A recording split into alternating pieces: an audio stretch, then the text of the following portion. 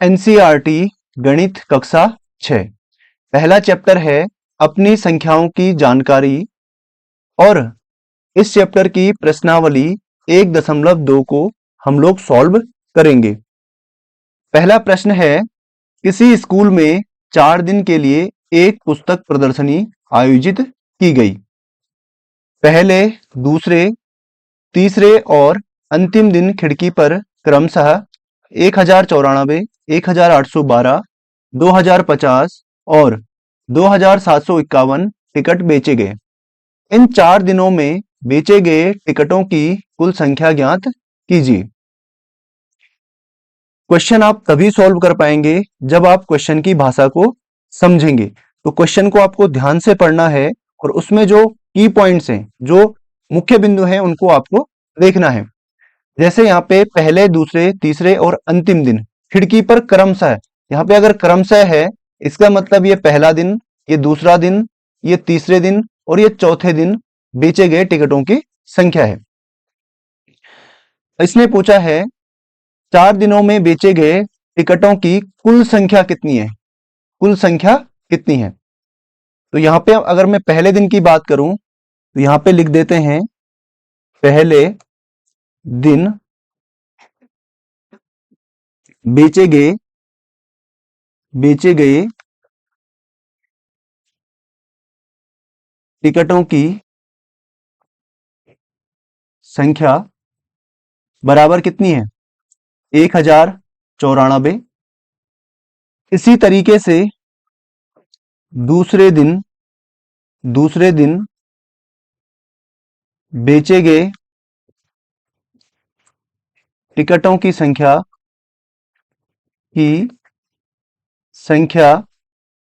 बराबर है 1812। इसी तरीके से यहां पे मैं लिखता हूं तीसरे, बाकी चीजें आपको सेम लिखनी है। यहां पे मैं डैश लगा रहा हूं, यहां पे आएगा दिन, यहां पे बेचे फिर गए टिकटों की और संख्या, यहां पे आपको सेम चीज नीचे भी लिखनी है। तीसरे दिन कितने बेचे, 2050। उसी तरीके से चौथे दिन बेचे गए टिकटों की संख्या, यहां पे आपको सेम लाइन नीचे भी लिखनी है, बराबर है 2751। अब इसने पूछा है कुल संख्या, कुल बेचे गए टिकटों की संख्या। जब भी कुल की बात करता है इसका मतलब हमें टोटल यहां पे निकालना होता है। तो इन सबको अगर मैं ऐड कर दूं तो यहां पे आएगी बेचे गए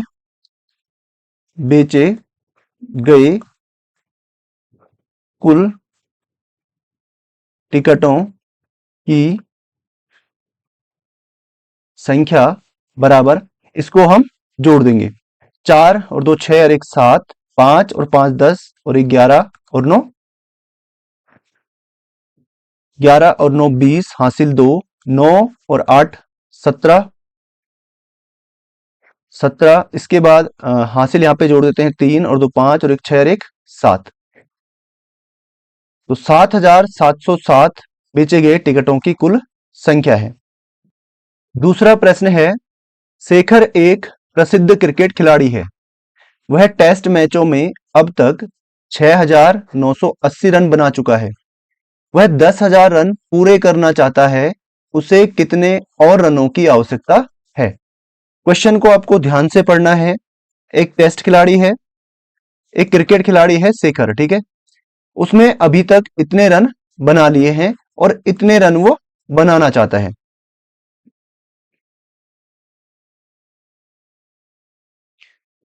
तो यहां पे लिखते हैं सबसे पहले शेखर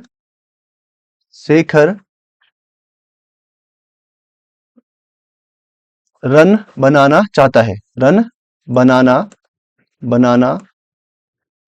चाहता है। टोटल कितने रन बनाना चाहता है, 10,000। तो यहां पे आएगा 10,000। इसके बाद वह टेस्ट मैचों में अब तक इतने रन बना चुका है। शेखर द्वारा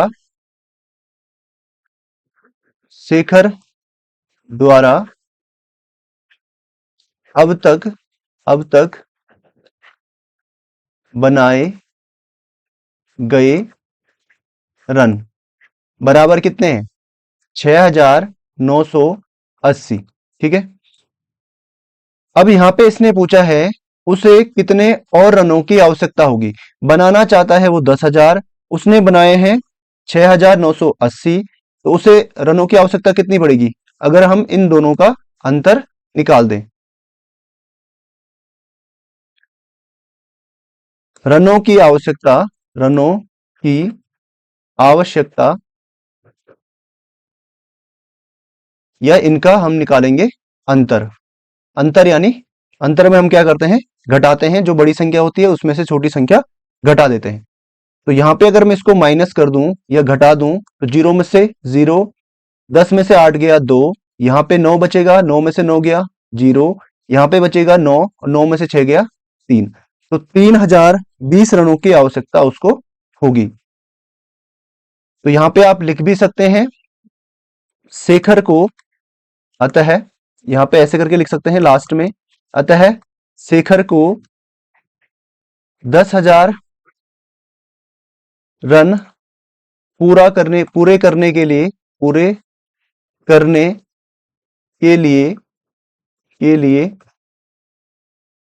3020 और रनों की आवश्यकता है, और रनों की आवश्यकता है। तो आप समझ गए होंगे, बस आपको क्वेश्चन की भाषा समझनी है और उसके बाद क्वेश्चन को सॉल्व करना है। अगर आप प्रश्न की भाषा समझ जाते हैं तो इजीली आप लोग सॉल्व कर लेंगे। अगला प्रश्न है, एक चुनाव में सफल प्रत्याशी ने 5,77,500 मत प्राप्त किए, जबकि उसके निकटतम प्रतिद्वंदी ने 3,48,700 मत प्राप्त किए। सफल प्रत्याशी ने चुनाव कितने मतों से जीता? भाई एक चुनाव है और चुनाव में दो प्रत्याशी हैं, एक सफल प्रत्याशी है और एक असफल प्रत्याशी है।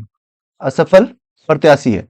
सफल को टोटल मत मिले 5,77,500 और असफल को मिले 3,48,700 मत। अगर यहां पे आप ध्यान से देखेंगे तो जो सफल उम्मीदवार है और जो असफल उम्मीदवार है, सफल के मत ज्यादा हैं और असफल के कम है। अगर मैं इन दोनों का अंतर निकाल दूं तो इतने मतों से सफल प्रत्याशी मत जीत गया होगा।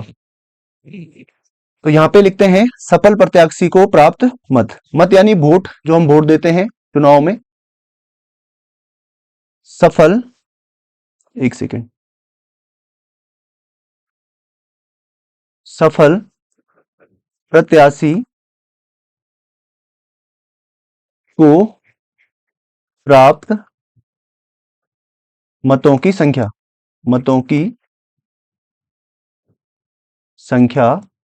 बराबर कितनी है? 5,77,500। ठीक है। यहाँ पे असफल प्रत्याशी को आप सेम लिख लेना नीचे, प्रत्याशी को प्राप्त मतों की संख्या, इसको आपको सेम ऐसे ही लिखना है, क्योंकि यहाँ पे मैं टाइम आपका बचा रहा हूं तो इसलिए यहाँ पे मैं इसको डैश डैश करके ही लिख रहा हूं। तो असफल प्रत्याशी को मत प्राप्त हुए 3,48,700। ठीक है। एक सेकेंड, इसको थोड़ा सा सही से लिखते हैं, ठीक इसी के नीचे इसको हम लिख लेते हैं। 3,48,700। अब इसने पूछा है सफल प्रत्याशी ने चुनाव कितने मतों से जीता। तो अंतर यहां पे अगर मैं निकालूं, अंतर, मतों का अंतर बराबर होगा, अंतर यानी बड़ी संख्या में से छोटी संख्या हम घटा देंगे, 0, 0, 15 में से 7 गया 8, इसी तरीके से यहाँ पे 16 में से 8 गया 8, और 6 में से 4 गया 2, और 5 में से 3 गया 2। तो 2,48,700 2,28,800। तो 2,28,800 मतों से सफल प्रत्याशी चुनाव जीत गया। तो यहां पे लास्ट में हम लिख भी सकते हैं, अतः सफल प्रत्याशी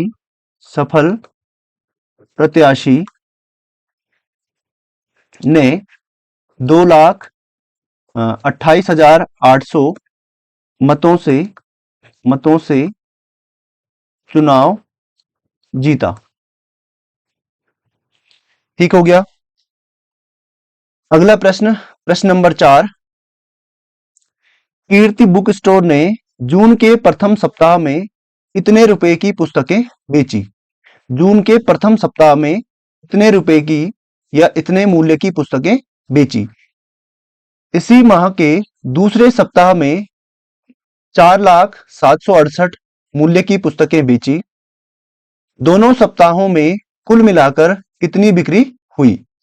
इस सप्ताह में बिक्री अधिक हुई और कितनी अधिक हुई? तो इसमें 3 क्वेश्चन आपसे पूछे गए हैं कि कुल मिलाकर कितनी बिक्री हुई, इस सप्ताह में बिक्री अधिक हुई और कितनी अधिक हुई। तो 3 क्वेश्चन आपसे यहां पे पूछे गए हैं।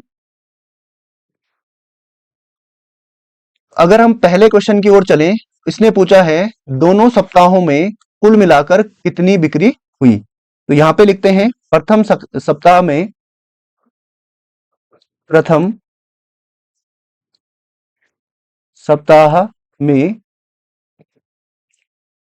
बेची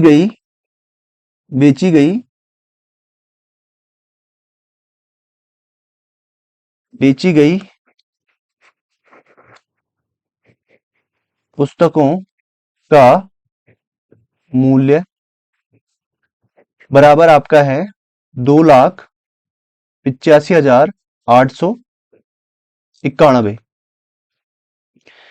इसी तरीके से अगर यहां पे लिखें दूसरे सप्ताह में बेची गई पुस्तकों का मूल्य बराबर कितना है। यहां पे आपको ये लाइन पूरी लिखनी है, सप्ताह में बेची गई पुस्तकों का मूल्य। यह है आपका 4,768। अगर बात करें कुल मिलाकर कितनी बिक्री हुई, तो कुल बिक्री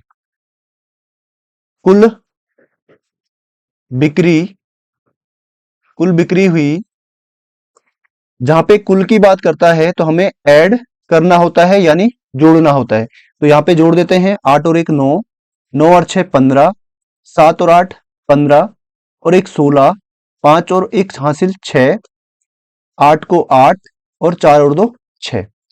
तो यहां पे कुल बिक्री हुई है 6,86,659। दूसरा प्रश्न हम देखते हैं। दूसरा प्रश्न है किस सप्ताह में बिक्री अधिक हुई। तो यहां पे आप लिख सकते हैं कुल मिलाकर बिक्री इतनी हुई है। ठीक है, यहां पे लिख भी लेते हैं, अतः दोनों सप्ताहों में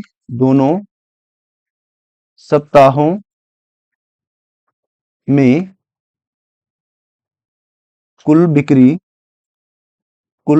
बिक्री या कुल मिलाकर बिक्री 6,86,659 रुपए की हुई। ठीक है, अगले प्रश्न की ओर चलते हैं। किस सप्ताह में बिक्री अधिक हुई। देखो भाई, पहला सप्ताह ये है, पहला सप्ताह ये आपका है दूसरा सप्ताह।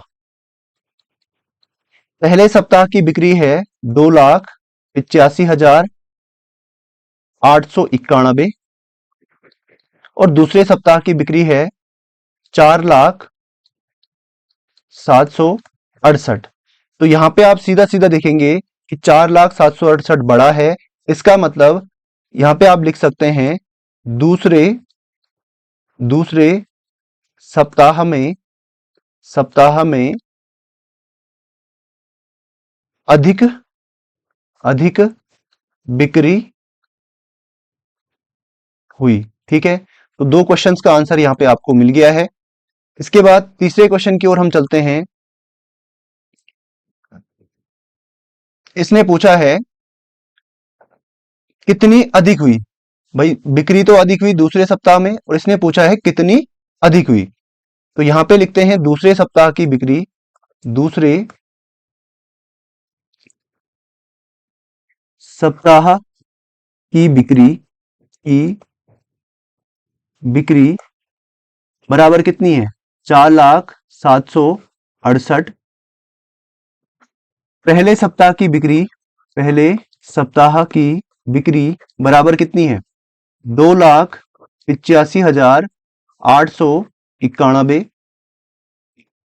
अब कितनी अधिक हुई है इसका मतलब यहां पे पूछा है अंतर, दोनों सप्ताह की बिक्री का अंतर, दोनों सप्ताह की बिक्री का, यहां पे लिखते हैं का, अंतर बराबर, अंतर में क्या करते हैं? माइनस करते हैं बड़ी संख्या में से। यहाँ पे आएगा 7, यहाँ पे आपका आएगा 16 में से 9 गया 7, फिर 16 में से 8 गया 8, यहाँ पे 9 में से आपका जाएगा 5 4, 9 में से 8 गया 1, और 3 में से 2 गया 1। तो 1,14,877 इसका उत्तर हो जाएगा। तो यहाँ पे आप लिख सकते हैं आगे, दूसरे सप्ताह में दूसरे सप्ताह में दूसरे सप्ताह में पहले सप्ताह से 1,14,877 रुपए की बिक्री की बिक्री की बिक्री अधिक हुई। मैं आपको पूरा इसलिए लिखा रहा हूं ताकि आप एग्जाम में इसको इसी तरीके से लिख सकें और आप चीजों को समझ सकें। अगला प्रश्न है, अंकों 6, 2, 7, 4 और 3 में से प्रत्येक का केवल एक बार प्रयोग करते हुए, इन अंकों का केवल एक ही बार आपको प्रयोग करना है। 5 अंकों की बनाई जा सकने वाली सबसे बड़ी और सबसे छोटी संख्याओं का अंतर निकालो। क्वेश्चन की भाषा को आपको समझना है, क्वेश्चन की लैंग्वेज आपको समझनी है। अगर आप लैंग्वेज समझ जाते हैं तो क्वेश्चन आप इजीली सॉल्व कर लेंगे। अगर आपको एक बार पढ़ने से समझ नहीं आता है तो आप 2 बार पढ़िए, 3 बार पढ़िए, 4 बार पढ़िए, लेकिन उसको पढ़ना है आपको।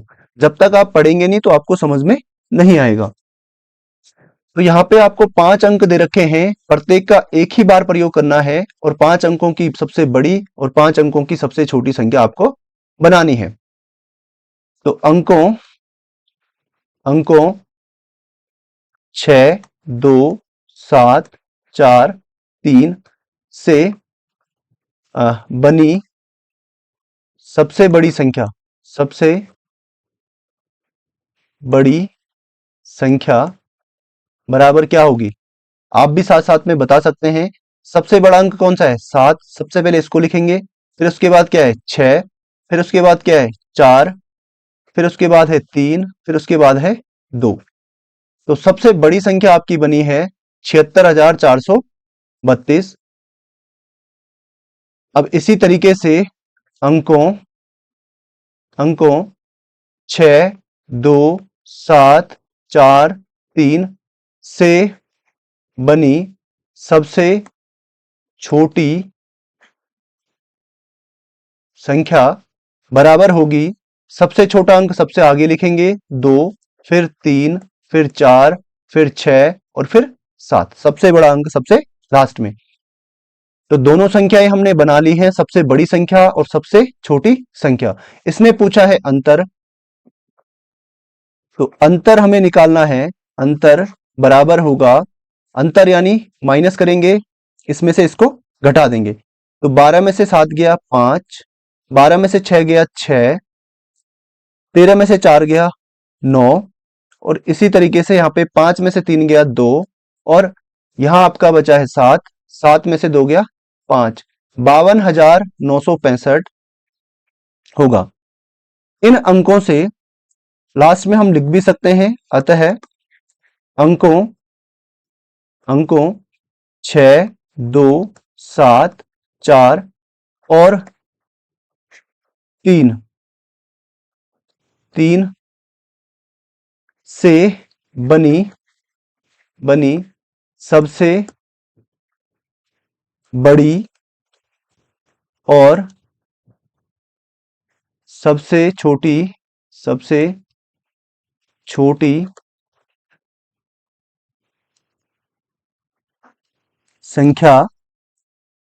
संख्याओं का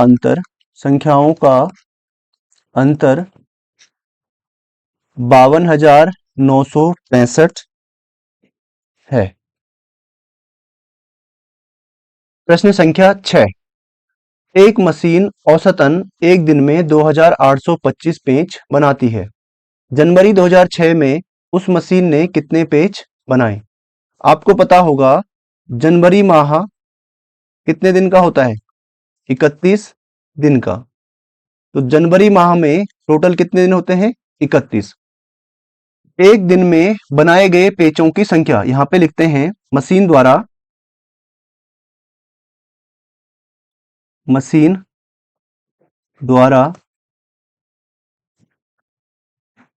एक दिन में बनाए गए पेचों की संख्या बराबर कितनी है? 2,825। अब टोटल दिन हमारे पास कितने हैं? 31। यहां पे लिख सकते हैं जनवरी या 31 दिन 31 दिनों में मशीन द्वारा बनाए गए पेचों की संख्या। एक एग्जाम्पल मैं आपको बताता हूं। अगर एक पेन का मूल्य 5 रुपए है, एक पेन का मूल्य, ये पेन है और ये रुपए हैं, एक पेन का मूल्य 5 रुपए है, तो 5 पेन का मूल्य कितना होगा? 5 पंजे 25। इसका मतलब हम क्या करते हैं? गुणा करते हैं। तो यहाँ पे भी सेम चीज है, एक दिन में इतने पेज बनाता है, 31 दिनों में कितने पेज बनाएगा? इसका आंसर आएगा 2,825 गुणा 31, इतने पेज बनाएगा। इसको हम यहाँ पे गुणा कर लेंगे, साइड में आप गुणा कर सकते हैं। 2,825 गुणा 31, एक से गुणा करेंगे तो सेम चीज आएगी 2,825। 3 से करेंगे तो 3 पंजे 15, 3 दूना 6 और 1 7, 3 अठा 24 और 3 दूना 6 और 2 8।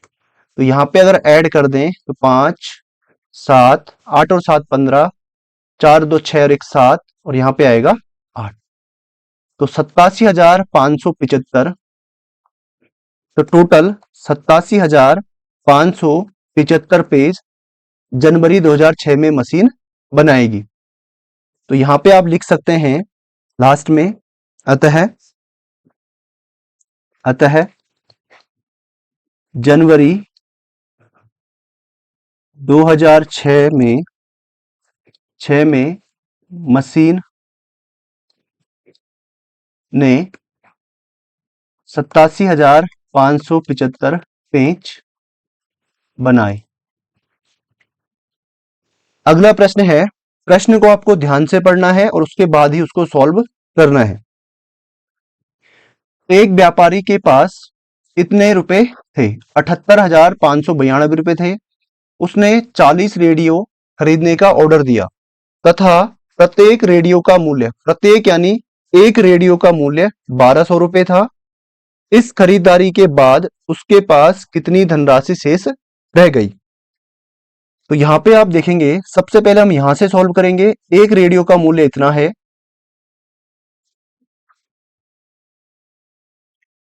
एक रेडियो का मूल्य कितना है? 1,200 रुपए, 1,200 रुपए, 1,200 रुपए। यहां पे उसने कितने रेडियो मंगाने हैं? 40 रेडियो उसने ऑर्डर करने हैं। तो यहां पे लिखते हैं 40 रेडियो। इसको आप पूरा लिखेंगे, मैं यहां पे कॉमा लगा देता हूं इनके नीचे। 40 रेडियो का मूल्य बराबर कितना होगा? भाई अभी अभी मैंने आपको समझाया था, एक पेन का मूल्य अगर 5 है तो 4 पेन का मूल्य कितना होगा? 4 पंजे 20 रुपए, यानी गुणा करेंगे। तो इसी तरीके से यहां पे भी 1200, एक रेडियो का मूल्य इतना है, तो 40 का कितना होगा, 1200 गुणा 40, तो बराबर होगा, कितने जीरो हैं, 1 2 3, तो 3 जीरो यहां पीछे लग जाएंगे और 12 चौको 48, तो 40 रेडियो का कुल मूल्य कितना होगा, 48,000।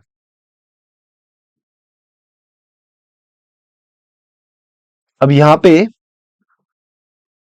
ये हो गया 40 रेडियो का मूल्य, 40 रेडियो का मूल्य, 40 रेडियो का मूल्य बराबर 48,000।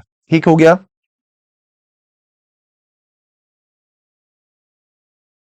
अब यहां से क्वेश्चन को आगे सॉल्व करेंगे। इस खरीदारी के बाद उसके पास कितनी धनराशि शेष रह जाएगी। अगर वो इतने रेडियो खरीद लेता है, इसके बाद उसके पास कितने रुपए बचेंगे। तो व्यापारी के पास कुल रुपए में से हम इसको माइनस कर देंगे। व्यापारी के पास कुल रुपए बराबर कितने हैं, 78,592। व्यापारी ने 40 रेडियो खरीदे, तो 40 रेडियो का मूल्य, 40 रेडियो का मूल्य बराबर कितना है, 48,000। अब इसमें से अगर मैं इसको घटा दूं तो शेष राशि उसके पास बच जाएगी। व्यापारी के पास शेष राशि, व्यापारी के पास शेष धनराशि, टोटल इतने रुपए थे, इतने के उसने रेडियो खरीद लिए, तो कितने बचेंगे, इसको हम इसमें से माइनस कर देंगे। यहां बचेगा आपका 2, यहां बचेगा आपका 9 में से 0 गया 9, 5 में से 0 गया 5, 8 में से 8 गया 0 और 7 में से 4 गया 3, तो 30,592 रुपए उसके पास बचेंगे। लास्ट में हम लिख भी सकते हैं, व्यापारी के पास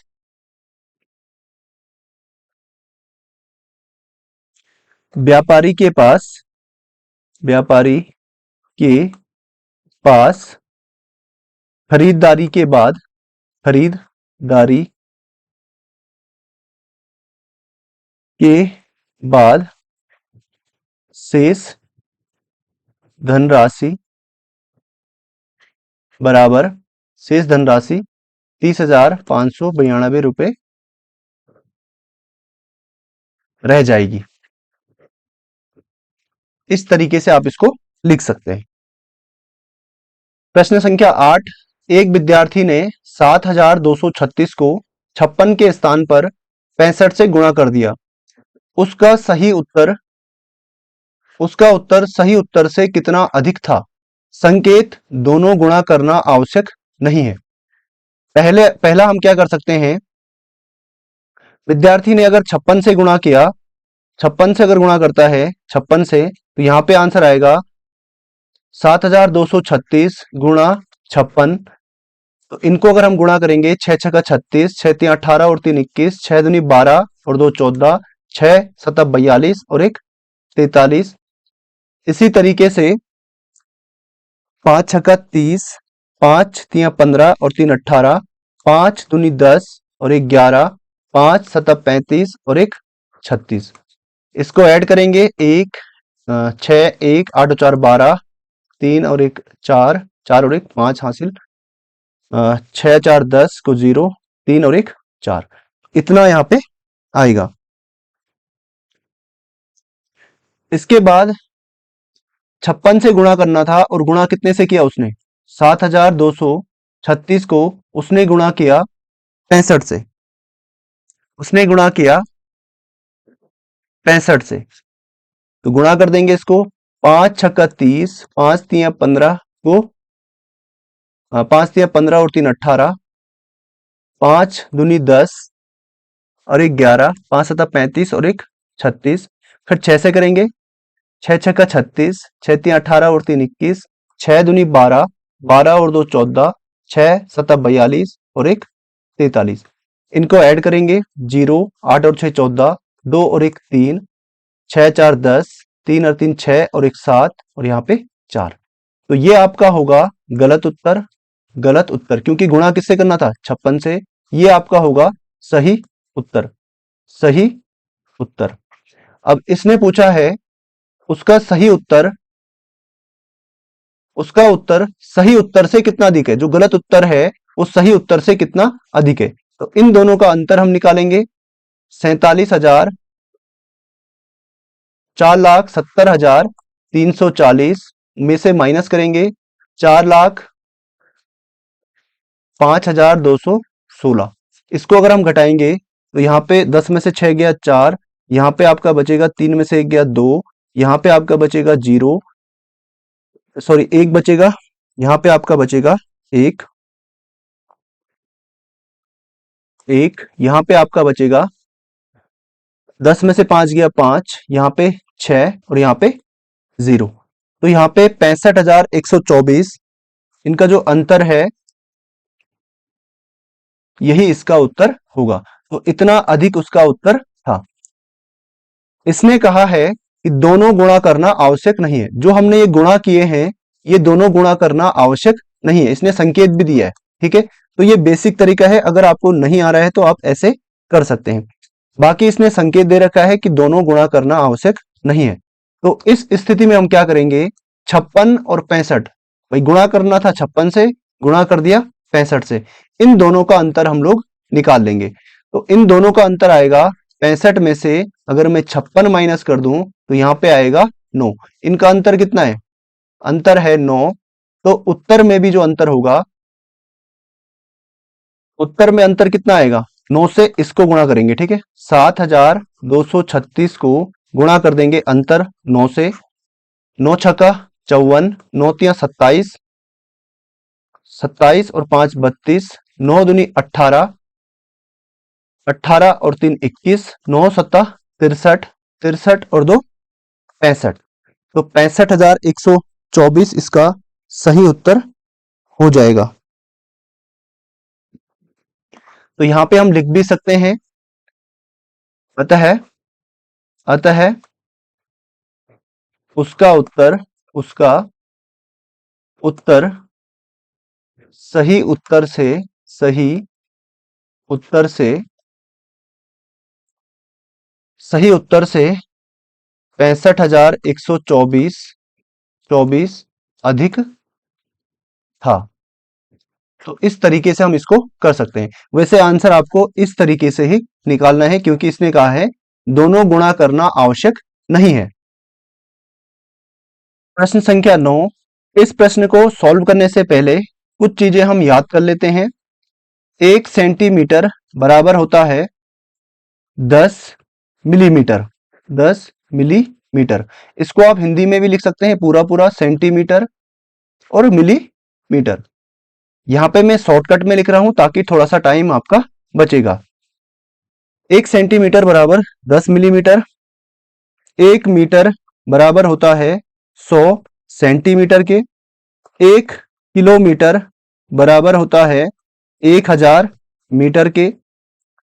इसके बाद 1 किलोग्राम बराबर होता है 1000 ग्राम के, 1 ग्राम बराबर होता है 1000 मिलीग्राम के, मिलीग्राम के।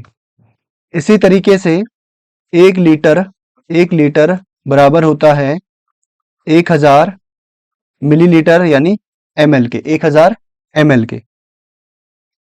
तो ये चीजें आपको याद रखनी है। यहां पे आप देखेंगे 2 मीटर 15 सेंटीमीटर है और यहाँ पे 40 मीटर है। तो इसको हमें यूनिट को सेम करना है, या तो सेंटीमीटर में बदलना है या फिर मीटर में बदलना है। इसको हम सेंटीमीटर में बदल लेते हैं। एक कमीज सीने के लिए आवश्यक कपड़ा, यहां पे लिखते हैं एक कमीज सीने के लिए आवश्यक कपड़ा बराबर 2 मीटर 15 सेंटीमीटर। इसको अगर मैं सेंटीमीटर में बदलूं तो 1 मीटर में कितने सेंटीमीटर होते हैं? 100। तो यहाँ पे 2 गुणा 100 प्लस 15 सेंटीमीटर, तो टोटल यहाँ पे हो जाएगा 200 सेंटीमीटर प्लस 15 सेंटीमीटर बराबर 215 सेंटीमीटर। तो कुल कपड़ा एक कमीज को सीने के लिए कुल कपड़ा कितना है, कितना लगता है 215 सेंटीमीटर। कुल कपड़ा हमारे पास है, कुल कपड़ा हमारे पास कितना है, कुल कपड़ा हमारे पास है 40 मीटर, यानी इसको मैं सेंटीमीटर में बदलूं तो 40 गुणा 100 सेंटीमीटर यानी 4000 सेंटीमीटर। यहां तक ठीक हो गया भाई। एक कपड़ा, एक कमीज पर कपड़ा लगता है 215 सेंटीमीटर और कुल कपड़ा हमारे पास इतना है। अब एक एग्जांपल से मैं आपको सिखाता हूं। कुल रुपए मेरे पास है 20 और एक पेन का मूल्य 5 रुपए है और मुझे 20 रुपए से पेन खरीदनी है। एक का मूल्य 5 रुपए है तो मैं टोटल कितनी पेन खरीदूंगा, तो मैं क्या करूंगा, एक पेन के मूल्य का भाग इसमें कर दूंगा। तो 5 से अगर मैं भाग दूंगा तो ये कटेगा 4 बार, तो टोटल मैं 4 पेन यहाँ पे खरीदूंगा। इसका मतलब हमें यहाँ पे क्या करना है, इसमें भाग देना है। एक कमीज सीने के लिए कपड़ा इतना चाहिए और टोटल कपड़ा हमारे पास इतना है। तो कुल कमीज, कुल कमीजों की संख्या, कुल सी जाने वाली, कुल सी जाने वाली या सिलने वाली, कुल सी जाने वाली कमीजों की संख्या बराबर होगा, टोटल कपड़ा हमारे पास है 4000, इसको भाग देंगे हम 215 से, एक कमीज के कपड़े से। तो चलिए इसमें भाग देते हैं।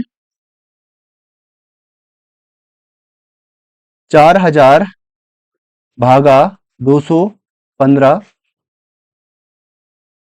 2 दूना 4, बड़ा हो जाएगा, एक बार जाएगा 215 एकम 215, इसमें से माइनस करेंगे 5, यहां आपका बचेगा 8, यहां आपका बचेगा 1, उसके बाद उतर के आएगा 0, फिर से भाग देंगे तो 2 नमा 18, 9 दो पंजे 45, 9 एकम 9 और 4 13 और 9 दूनी 18 और 1 19, 8 बार भाग जाएगा। कितनी बार जाएगा, 8 बार। 8 पंजे 40, 8 एकम 8 और 4 12, 8 दूनी 16 और 1 17, 0 यहाँ पे आपका बचेगा 3, यहाँ पे आपका बचेगा 1, तो 130 शेष बचा है। ठीक है, तो टोटल कमीजें हम सिल सकते हैं 18, टोटल कमीजें, पूरा पूरा भाग कितनी बार गया, 18 बार, तो टोटल 18 कमीज हम सिल सकते हैं और शेष कपड़ा हमारे पास बचेगा 130 सेंटीमीटर। तो यहां पे लिख सकते हैं अतः अतः अतः 18 कमीजें, 18 कमीजें सी जा सकती हैं, सी जा सकती हैं, या फिर यहां पे ऐसे भी लिख सकते हैं अतः 40 मीटर कपड़े से, 40 मीटर कपड़े से 18 कमीजें सी जा सकती हैं और 130 सेंटीमीटर कपड़ा शेष बचेगा। अगला प्रश्न है, दवाइयों को बक्सों में भरा गया है। 10वां प्रश्न, दवाइयों को बक्सों में भरा गया है और प्रत्येक बक्से का भार 4 किलोग्राम 4 किलोग्राम 500 ग्राम है। एक वैन में 800 किलोग्राम से अधिक भार नहीं ले जा सकते, ऐसे कितने बक्से लादे जा सकते हैं। यहां पे भी हम सेम चीज करेंगे। 1 किलोग्राम बराबर कितना होता है, 1000 ग्राम के, ये मैंने आपको थोड़ी देर पहले बताया है। तो एक बक्से का भार, एक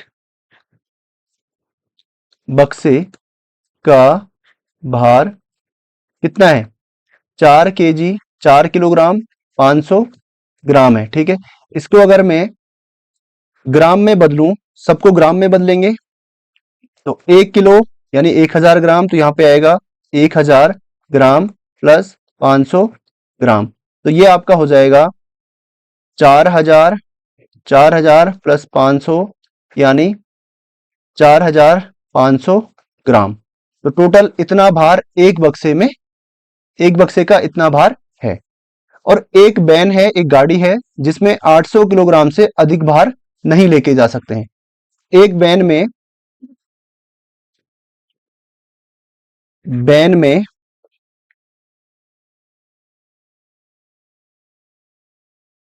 वैन का अधिकतम भार या फिर वैन में ले जाने के लिए अधिकतम भार कितना है? 800 केजी। 800 केजी, इसको हम बदलेंगे ग्राम में, तो ये हो जाएगा 800 गुणा ग्राम को किलोग्राम को ग्राम में बदलेंगे तो गुणा 1000 बराबर होगा 1 2 3 4 5। कितने जीरो हैं? 1 2 3 4 5, तो यहाँ पे भी 5 जीरो, 8 लाख ग्राम। तो वैन में इतना ही भार हम लेके जा सकते हैं। इसके बाद अब हम इसको सेम उसी तरीके से सॉल्व करेंगे। एक बक्से का भार इतना है और टोटल इतना ही भार हम लेके जा सकते हैं। एक बक्से का भार इतना है, तो यहां पे हम निकालेंगे कितने बक्से, तो कुल बक्सों की संख्या, कुल बक्सों की संख्या बराबर होगा, टोटल भार ले जा सकते हैं हम 8 लाख ग्राम, 8 लाख ग्राम भागा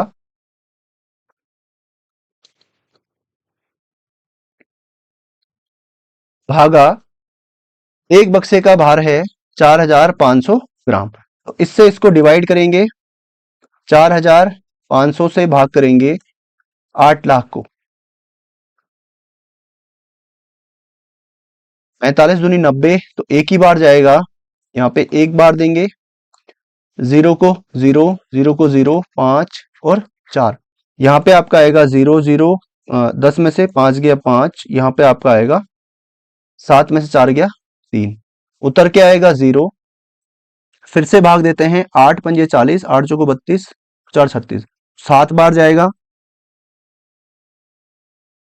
7 जीरो को जीरो, 7 जीरो को जीरो, 7 पंजे 35, 7 चौको 28 और 3 31, 0 0, यहाँ पे 5, यहाँ पे आपका बचेगा 3, यहाँ पे 0, उतर के फिर से आएगा 0 और फिर से 7 बार ही इसमें भाग जाएगा। 7 बार भाग देंगे तो इतना ही आएगा, 31 500, और यहाँ पे आएगा 0 0 5 और 3, तो इतना यहाँ पे शेष बचेगा और इतनी बार पूरा पूरा भाग चला जाएगा। इसका मतलब 177 बक्से हम इस वैन में लेके जा सकते हैं।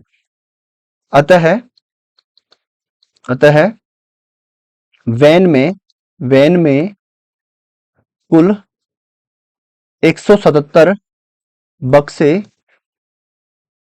लादे जा सकते हैं। तो इस तरीके से हम इस सवाल को सॉल्व करेंगे।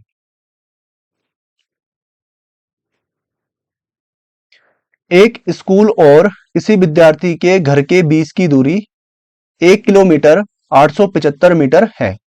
प्रत्येक दिन यह दूरी 2 बार तय की जाती है। एक दिन में यह दूरी 2 बार तय की जाती है क्योंकि वह पहले स्कूल जाता है फिर उसके बाद स्कूल वापस आता है। 6 दिन में उस विद्यार्थी द्वारा तय की गई कुल दूरी ज्ञात कीजिए। भाई यहाँ पे इसका घर है, ये इसका घर है और ये इसका स्कूल है। इनके बीच की जो दूरी है, ये दूरी है 1 किलोमीटर 875 मीटर। ठीक है,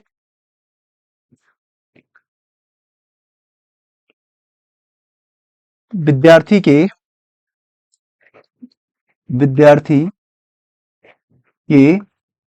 घर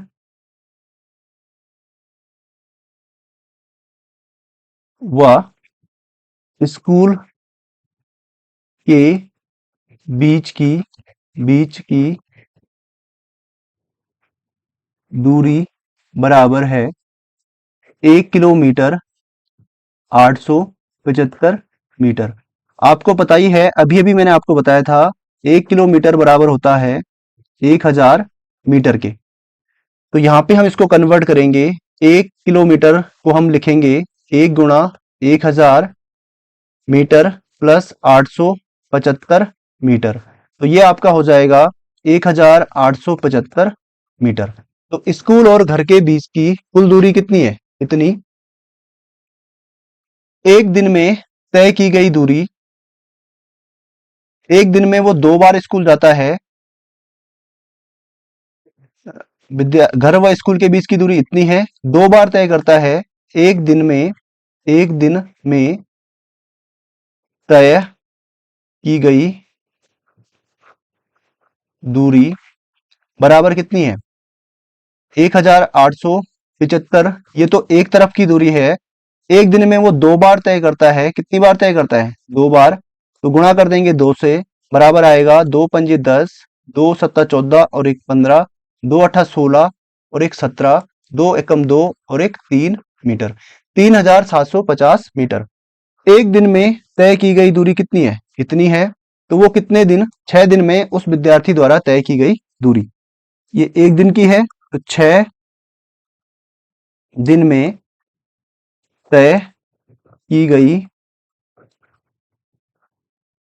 दूरी, या 6 दिन में विद्यार्थी द्वारा तय की गई दूरी, ऐसे भी आप इसको लिख सकते हैं। बराबर होगी, एक दिन में इतनी करता है 3750, और 6 दिन में गुणा कर देंगे 6 से।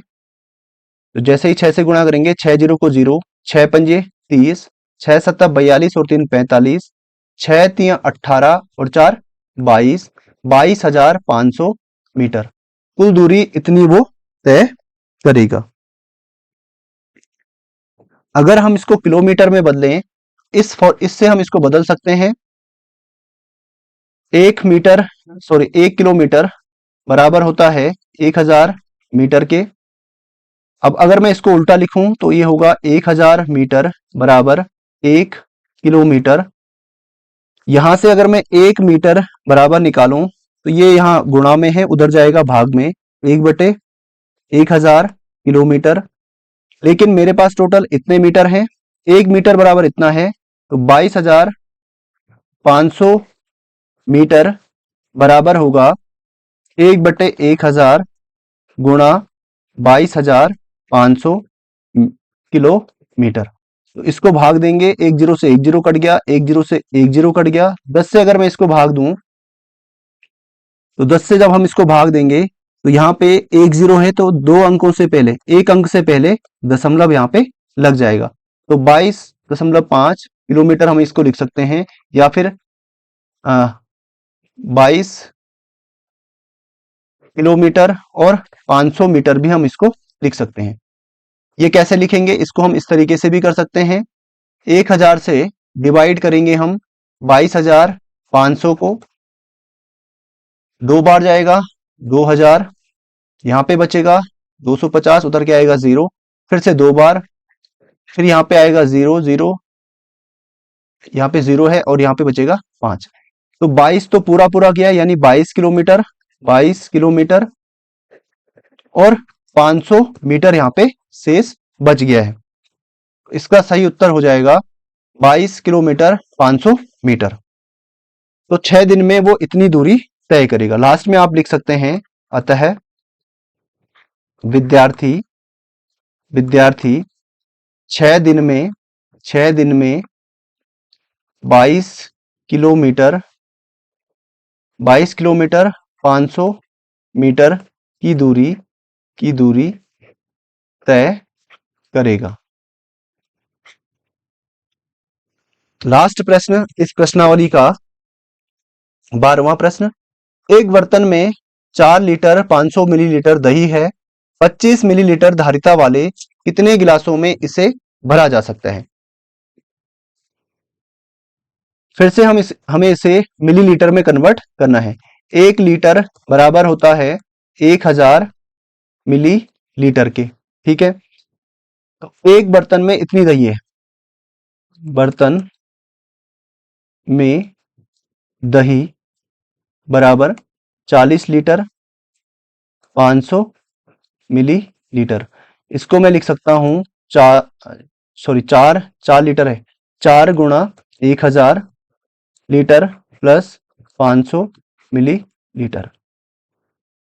यहां पे होगा 4000, ये ml में हो गया, ml प्लस 500 ml, तो ये हो जाएगा आपका 4500 मिलीलीटर। तो एक बर्तन में कुल इतनी दही है।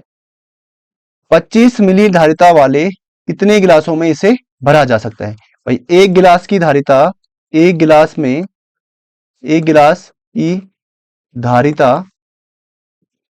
बराबर कितनी है? 25 मिलीलीटर। तो गिलासों की आवश्यकता, कुल भरे जाने वाले गिलासों की संख्या, कुल भरे जाने वाले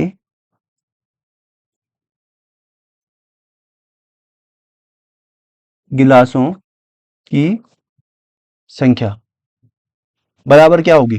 टोटल हमारे पास दही है 4500 ml, इसको हम भाग देंगे 25 ml से। तो यहां पे आप भाग दीजिए 4500 बटे 25, 25 एकम 25, यहाँ बचेगा 20, उतर के आएगा 0, 25 अट्ठा 200, 200 में से 200 गया 0, उतर के आएगा 0, तो यहाँ पे भी 0। तो टोटल यहाँ पे 180 गिलासों में इस दही को हम भर सकते हैं। अतः 25 मिली धारिता वाले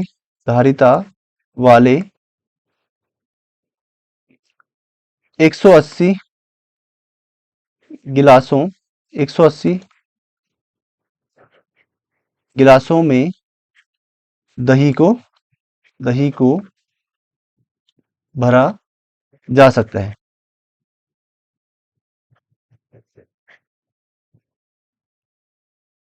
तो प्रश्नावली 1.2 यहीं पे समाप्त होती है। वीडियो को लाइक और शेयर जरूर करना। मिलते हैं आपसे नेक्स्ट वीडियो में।